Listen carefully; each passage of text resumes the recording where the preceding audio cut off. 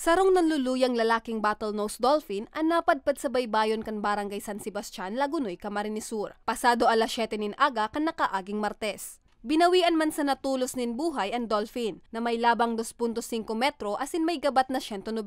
Pirang minuto makalihis ining mapadpad sa baybayon. Sigun sa tagapagtaram kan Bureau of Fisheries and Aquatic Resources Bicol, igwang lugad ang dolphin na posibleng dahilan subuot kan panluluya kaini hasta sa ini ang magadan. Dugang pa niya, saro sa mga pwedeng kausakan sinapong lugad kaini iyo ang iligal na aktibidad sa nasabing kadagatan. May mga factors na pwedeng naging kausa kang pagsastrand o kang pagkakagadan kang dolphins or other marine mammals. Saro dyan, usually resulta siya kung dati nang may hilang itong dolphin na wawash siya, napapaduman siya sa shore o kaya injured siya or during bad weather conditions. Ang pinaka other factor could be kung may mga illegal na aktibidad. Could either be na natamaan siya ng mga objects sa kadagatan, pwede man po na bangka or any sharp objects na na-encounter niya or minsan na-entangle man po sa mga nets.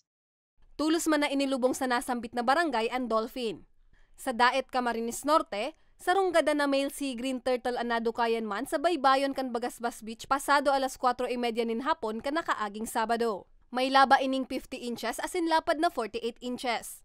Like any other marine mammal, they are important predators sa marine ecosystem. They play a key roles para mas ma-regulate itong population kang mga sira and other marine mammals. They are also a major attraction baga for tourism, so nakaka-contribute siya sa ekonomiya kang kadaklan ng mga coastal na komunidad. Importante po na inaalagaan taan sa tuyang mga marine mammals para man sa pagkabalanse kan sa tuyang marine ecosystem.